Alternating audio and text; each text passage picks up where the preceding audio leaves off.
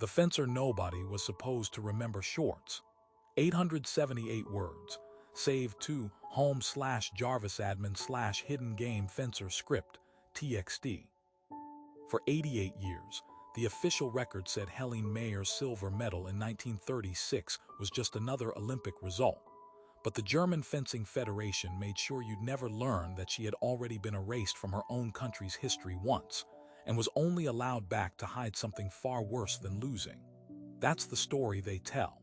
It isn't what happened. Someone made sure you'd never hear how she got back onto that podium. Here's what the record books were rewritten to hide. In 1928, Helene Mayer was Germany's Golden Girl. 17 years old, Olympic fencing champion. Blonde, tall, the face German newspapers put on posters. She trained in a Fennbach, dominated Europe, and by 1930 had added a world title to the Olympic gold, a resume that made her one of the most recognized athletes in the country, sport aside. Fencing clubs across Germany used her image to recruit. Then in 1933, the Nazi Party passed laws banning Jewish citizens from sports clubs.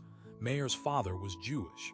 Overnight, the champion of Germany was expelled from the sport that had made her famous. Her name came off club rosters. Her trophies stayed in display cases her former club no longer let her enter.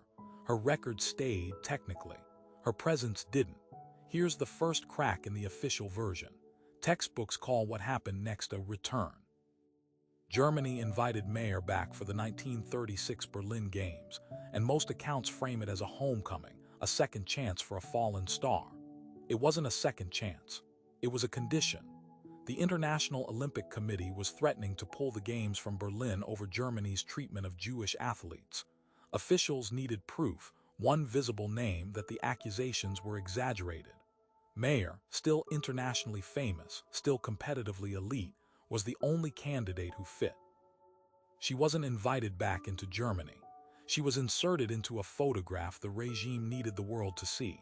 But that's not the part they buried.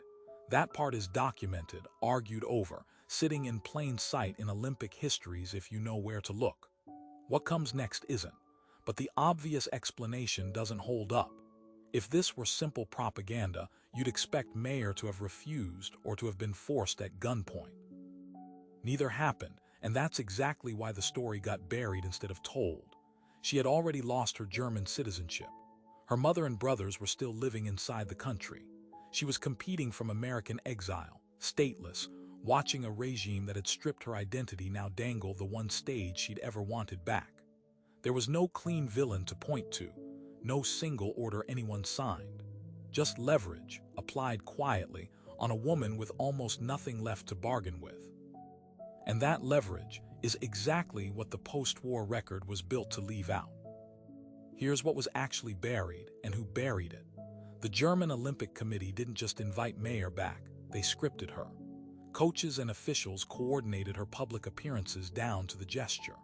On the podium after winning silver, Mayer raised her arm in the Nazi salute, a moment photographed and circulated worldwide as proof of German unity. For decades afterward, that single photograph became the entire story people were allowed to know. Historians on both sides used it to close the case. To some, it proved she'd collaborated willingly. To others, it proved nothing happened to her at all. Neither version survived. What got erased was the coercion in between, the citizenship revoked before the invitation was extended, the family used as unspoken collateral, the choreography controlled by officials who needed one photograph more than they needed the truth. German sports federations, rebuilding their image after the war, had every incentive to let the salute stand in for the whole story because the salute was simple and the blackmail behind it wasn't. So the file stayed thin. Interviews weren't conducted. Witnesses weren't asked the right questions. The 88 years since haven't just been silence, they've been maintenance. That silence had a cost. Mayer spent the rest of her life caught between two false versions of herself, never fully claimed as a victim, never cleared of appearing complicit, because the people who controlled the record had already decided which photograph to preserve and which conversation to let disappear. Germany's Fencing Federation didn't formally re-examine her case for generations.